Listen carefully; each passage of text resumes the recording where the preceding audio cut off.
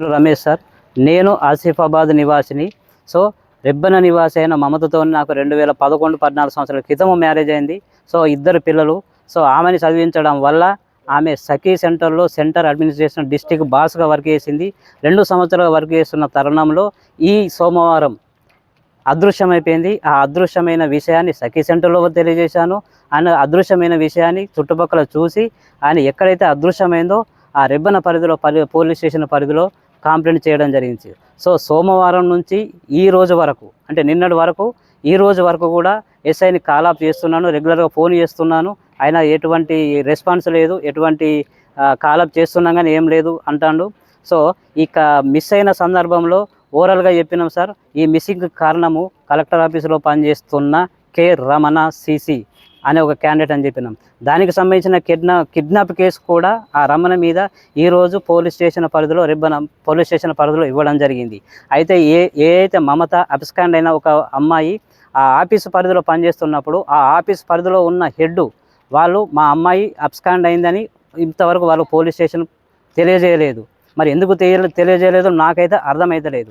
ఎందుకంటే నా ఆఫీసులో పనిచేసే ఒక ఉద్యోగి గురించి నేను చూడాలి, మరి వీళ్ళ ఆఫీసులో పనిచేసే ఉద్యోగి గురించి వాళ్ళైతే చూస్తలేరు. మరి ఈ అమ్మాయి ఎటు పోయింది? ఎందుకంటే కిడ్నాప్ చేసిన ఆ కె రమణ అనే పర్సను ఈరోజు మధ్యాహ్నము ఇక్కడ కలెక్టర్ దగ్గర హాజరు కాబడడం జరిగింది. అయితే దానికి సంబంధించిన ఒక అమ్మాయి ముసుగు కట్టుకొని రావడం జరిగింది. ఆ అమ్మాయి పేరు వాళ్ళ మిసెస్ అని చెప్తాను. ముసుగు కట్టింది, చిన్న ఉంటుంది, పొట్టి ఉంటుందని చెప్తాను. మరి మా అమ్మాయి ఏది? ఈ తప్పిపోయిన మిస్ అయిన మమత అని నేను కంప్లైంట్ ఇచ్చింది. ఈరోజు కిడ్నాప్ చేయబడిన మమత అనే అమ్మాయి ఈమె ఎక్కడ ఉన్నది? సో దీని విషయంలో ఆఫీసులో అడగదా ఎవరు పొంతనలేని సమాధానం చెప్తాను. మాకు సంబంధం లేదు, మీ అమ్మాయి మీరే చూసుకోండి అని సమాధానం ఇస్తున్నారు. ఆఫీసులో సఖీ సెంటర్లో ఇచ్చినా మాకు సంబంధం లేదు, అది మీ ఇష్టం అంటారు. మరి మేము ఏం చేయాలి సార్? మాకున్నది ఇద్దరు పిల్లలు, నేను భార్య. సో ఆమె ఇప్పుడు అదృశ్యమైంది. ఈ రోజుకి 5వ రోజు లేదా 6వ రోజు ఆధారాలు సఖీ సెంటర్లో ఇచ్చిన ఎవిడెన్స్ కూడా మా దగ్గర రికార్డెడ్గా ఉన్నాయి. సో వాళ్ళు చెప్పిన కొన్ని ఆడియో రికార్డ్సింగ్ కూడా మా దగ్గర ఉన్నాయి సార్. పలానా క్యాండిడేటే అని చెప్పిండు. ఎందుకంటే మాతో పాటు ఇంకా ఇద్దరు మా కొలీగ్స్ని తీసుకుపోయినప్పుడు అందరు ముంగట వాళ్ళు ఓరల్గా చెప్పిండ్రు, అది DWO పరిధిలోనే చెప్పిండు. బట్ మాకు సంబంధం లేదన్నట్టుగా వ్యవహరిస్తాను సార్. ఆమెకి ఏమన్నా అయితే మా కుటుంబం మొత్తము సావే శరణం సార్, మాకు సహాయం చేయండి ప్లీజ్. కలెక్టర్ అయితే నిన్న కలెక్టర్కు సంబంధించిన ఇదే పిటిషన్. సో పలానా రమణ కిడ్నాప్ చేసిండని కలెక్టర్కు పిటిషన్ ఇవ్వడం జరిగింది. అలాగే సేమ్ రమణ అనే క్యాండిడేటు మా మిసెస్ని కిడ్నాప్ చేసిండు అని మన డిస్ట్రిక్ట్ సూపరింటెండెంట్ ఆఫ్ పోలీసు కూడా కంప్లైంట్ జరిగింది.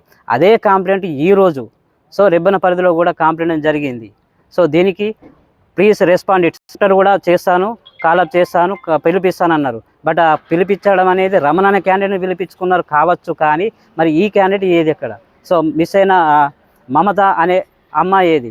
సో పోలీసు సార్ కూడా మనకి ఇంకా ఏం ఇన్ఫర్మేషన్ ఇవ్వలేదు.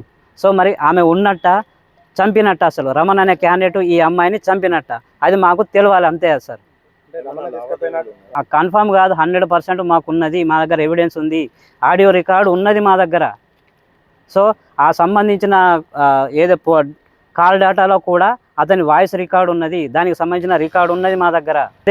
ఈ విషయం అమౌంట్ విషయం గురించి ఈ ఆఫీసులో అడగగా ఏదో కొద్ది అవకతవకలు కానీ ఒక పెద్ద మొత్తంలో జరిగినట్టు మాకైతే వినికిడి జరుగుతుంది. అదే విషయం జరిగి ఉంటే ఆ పెద్ద మొత్తంలో మీరు రెగ్యులర్ ఆఫీసర్స్ కాబట్టి మీరు సేఫ్గా ఉంటారు సార్. ఒక అవుట్ సోర్సింగ్ అమ్మాయి కాబట్టి ఆమెని బాధ్యులుగా చేసి ఆమెని చంపే అవకాశం ఖచ్చితంగా ఉన్నది. ఎందుకంటే దీంట్లో పెద్ద పెద్ద తలకాయలు ఉన్నట్టు మా అంచనా ప్రకారం. ఎందుకంటే మా అమ్మాయి మేము విక్టిమ్స్ కాబట్టి మేము బాధపడుతున్నాం కాబట్టి మా బాధను మీరు అర్థం చేసుకోవాలి సార్. కలెక్టర్ దగ్గర పనిచేసే కె రమణ, ఇంత క్లియర్గా చెప్తున్నా సార్.